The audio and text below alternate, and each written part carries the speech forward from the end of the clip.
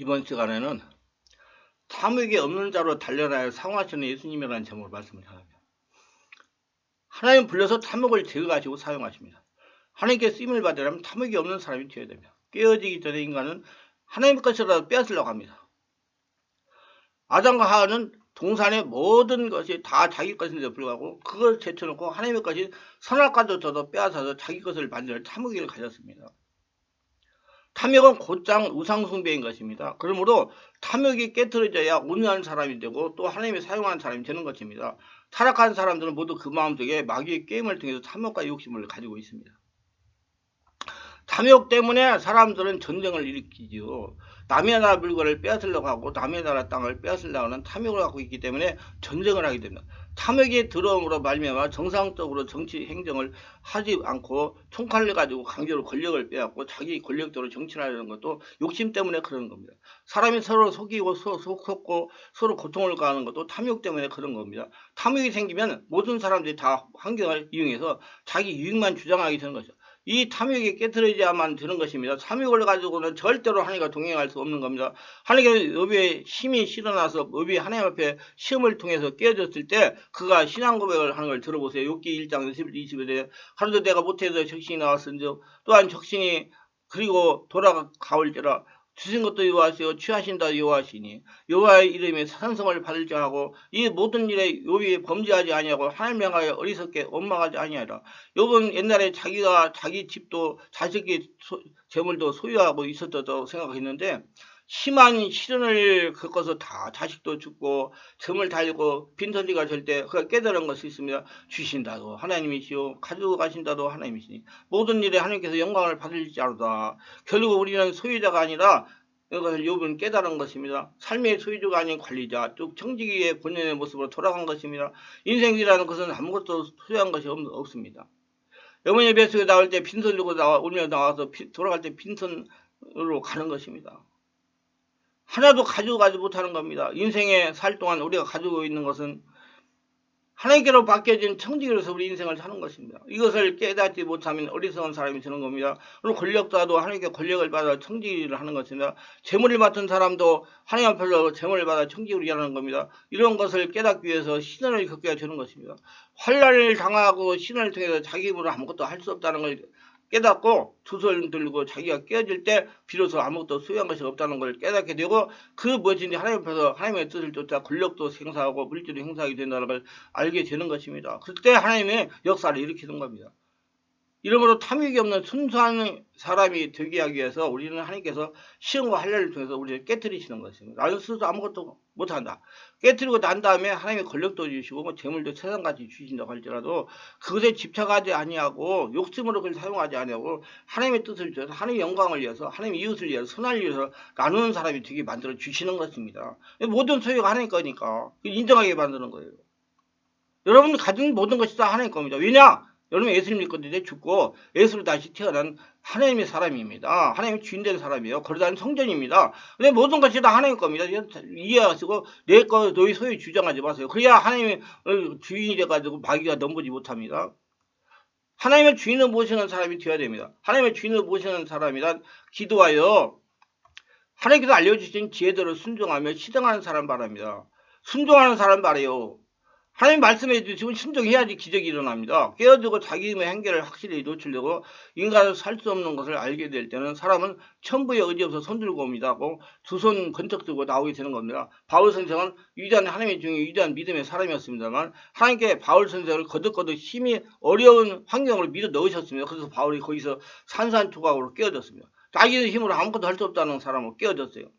그리고 고린도후서 1장 8절로 그대로 보면 알 수 있어요. 형제들아 우리가 아시아에서 당한 환난을 너희가 알지 못하기를 원치 않으니 힘에 지나도록 심한 고생을 받아 살 수만까지 끊어지고 우리 마음에 사형 선고를 받을 줄 알았으니 이는 우리로 자기를 의뢰하지 않고 오직 죽은 자를 살리신 이는 하나님만 의뢰하게 하심이라. 우리 하나님께 많은 사람들을 내버려 놓으시면 사람은 자기 지혜나 지식이나 능력이나 자기 청수를 의지하고 자신만만 생각합니다. 그러나 하나님께서 일단 환난과 시련을 보내서 깨트려서 버리면 자기 자신이 의지할 것이 하나도 없이 모래성같이 무너지는 것을 볼 수 있는 것입니다. 이것이 다 무너지고 나면 별도리 없이 천부의 의지해서 손 들고 옵니다. 천지를 지은 하나님께 항복하고 두 손 들고 나와서 하나님 의지할 수밖에 없는 것입니다.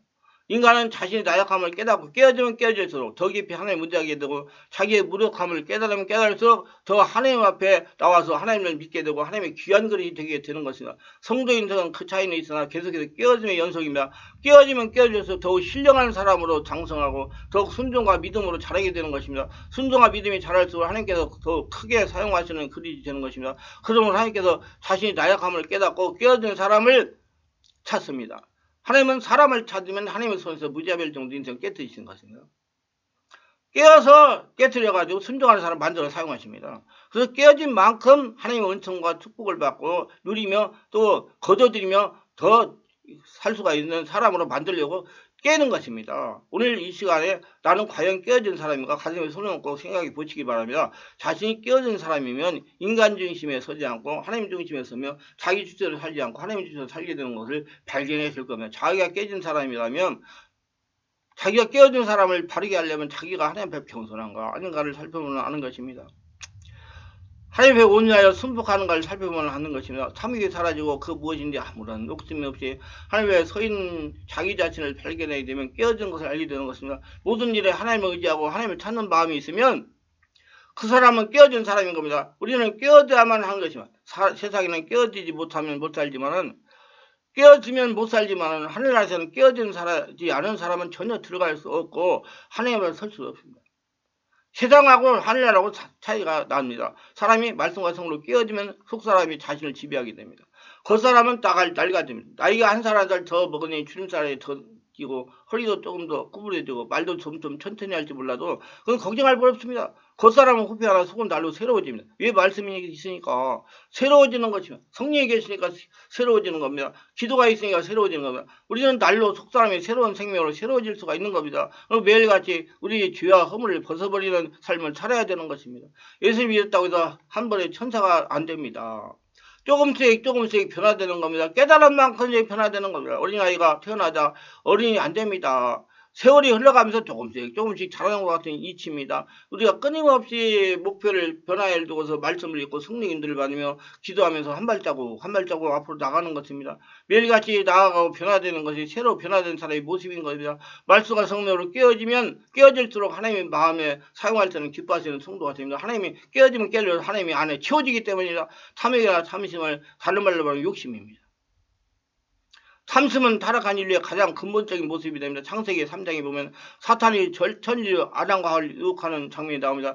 사탄이 첫 인류 아담과 하와를 무엇으로 무너뜨리나 봤더니 탐심입니다. 하나님께서는 이 세상에 필요한 모든 것을 다 만드시고 그 위에 하나님의 형상으로 사람을 만드셨으며 그리고 사람으로 하여금 하나님의 동산을 가꾸고 돌보게 하시면서 사람이 주신 축복과 지침이 분명히 하셨습니다.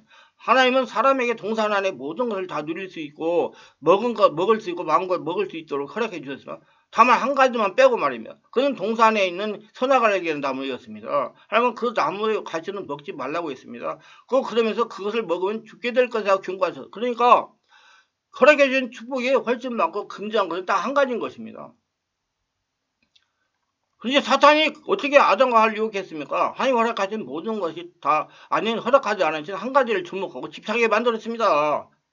하나님이 금하신 한 가지 선악을 알게 하는 과실을 탐나게 하고 결국 먹게 한 것입니다. 인류는 이로 말미암아 타락했습니다. 타락의 원인이 탐심인 것입니다. 모든 것을 받았는데 딱 하나 내가 누리지 못하는 것을 강한 탐심 때문에 완전히 쓰러지게 된 것입니다. 우리 안에 알게 모르게 힘겨져 있는 탐심이 우리로 하여금 하나님이 주시는 진정한 은혜로부터 멀어져 곁길로 가게 만들고 있습니다. 그래서 야고보서 1장 14, 15절에 어제 각 사람이 시험을 받는 것은 자기 욕심을 걸려 미혹됨이 욕심이 인태되어 죄를 낳고 죄가 상고 사망을 낳는다고. 각 사람이 시험을 받는 것은 자기 욕심에 걸려 미혹되기 때문입니다. 누가 미혹해요? 자기의 욕심 때문에 마귀가 미혹하게 하는 겁니다. 오늘날까지도 우리가 시험을 받는 것은 단 한 가지 이유 때문입니다. 욕심 즉 탐심에서 모든 시험이 비롯됩니다. 그러면서 욕심이 잉태되어 죄를 낳고 죄가 상해서 사망을 낳는다고 그럽니다. 탐심이 우리 안에 잠복되는 상태로 방치되면 반드시 죄로 연결되는 것은 그저는 결국 우리를 사망으로 이끈다는 말씀입니다. 나는 이 말씀을 거꾸로 생각해 봤어요. 우리가 사망을 피하려면 죄 문제를 다뤄야 되는데 죄 문제를 다루려면 욕심 즉 탐심 문제를 다뤄야 된다는 겁니다. 굉장히 중요한 포인트입니다. 알게 모르게 우리 마음속에 지금도 욕심이 끓고 있으며 아니라고 생각할지 모르겠지만 우리 안에는 탐심이 잠복하고 있습니다. 우리 몸에 내재되어 있던 질병이 건강할 때는 괜찮다가도 면역이 약해지면 나타나는 것처럼 우리 안에 잠복하고 있는 탐심은 우리가 연약하거나 두렵고 힘들 때 나타나가지고 우리를 사로잡습니다. 그래서 코로나19 때 면역력을 강화시켜라, 면역력을 강화시켜라. 면역이 약하면 코로나 잘 걸리니까. 그래서 우리는 더더욱 우리 안에 탐심을 면밀히 살펴봐야 됩니다. 그래야 벗어날 수 있습니다. 탐욕을 예수님이 믿을 때 십자가에 성산해야 됩니다. 그래야 예수님께서 선택을 받아 강한 자를 훈련하여 사용하십니다. 탐욕을 십자가에 제거하여 예수님께 쓰임을 받으려면 성령으로 세례를 받아 자신의 아담의 근성을 소멸해야 됩니다. 시간이 걸리는 문제입니다. 소멸하는 것은 자신의 자아를 죽이는 겁니다. 죽었다가 다시 살아야 탐욕이 떠나가는 것입니다. 사랑하시는 여러분, 세상에서 삶이 나를 죽고 예수 생명 사는 자가 되시기를 원합니다. 여러분 예수 죽고 예수 사세요. 말로만 하지 말고 실제 죽고 살아야 됩니다. 나의 모든 자아를 십자가 못 박아버리고 나 대신 십자가에서 죽으시고 부활하신 예수도 그 생명을 가지고 살아가는 저와 여러분 되시기를 원합니다. 내가 이 세상에 내 주장하고 내 자랑하며 사는 것에 무슨 유익이 있겠습니까? 그건 무엇이 소용이 있겠습니까? 그거 하나하나 내가 주님 있는 곳에 가지고 갈 것은 아무것도 없습니다. 이 땅에 살면 그저 우리 예수 그리스도의 생명을 위해 나가는 내가 죽는 것입니다. 그러면 예수님이 주인 되는 거예요. 우리가 항상 예수의 죽음을 몸에 짊어지면 예수의 생명이 또한 우리 몸에 나타나게 함이라. 고린도서 4장 10절. 주님의 십자가를 바라봅니다. 십자가에서 주님의 죽음이 아니라 나의 죽음을 봅니다. 십자가는 죽는 거야 미안하지만 목에다 십자가 걸고 다니시는 분들 나는 죽었다. 예수를 태어났다. 그 표시입니다. 나는 죽어 마땅한 자면 죽어야 할 자입니다. 아니 이미 죽었습니다. 십자가로 인해 나는 죽고 예수 부활 생명이 내 안에서 들어왔습니다. 이제 내가 사는 것은 그 예수 생명으로 사는 겁니다. 그래서 갈릴라디아에서 그 유명한 십자가 부활 생명의 말씀을 다시금 되새깁니다. 내가 그리와 함께 십자가에 못 박혔나니 그런즉 이제는 내가 사는 것이 아니오 오직 내 안에 그리스도께서 사신 것이라. 이제 내가 육체 가운데 사는 것은 나를 사랑하셔서 나를 위하여 자기 자신을 버리시는 하나님의 아들을 믿는 믿음만 사는 것이라. 갈라디아 2장 20절. 우리 예수를 죽고 예수를 살아서 하나님의 은혜로 단련되어 새 생명으로 하나님의 살아계심을 증명하는 도구로 축복된 도구로 살아가게 되시기를 주 예수 이름으로 축원합니다. 말씀이 유익하게 되면 구독, 좋아요를 부탁합니다. 제가 설교에 동영상을 제가 유튜브에 올려 많은 분들에게 전파하는 데 큰 힘이 됩니다. 감사합니다.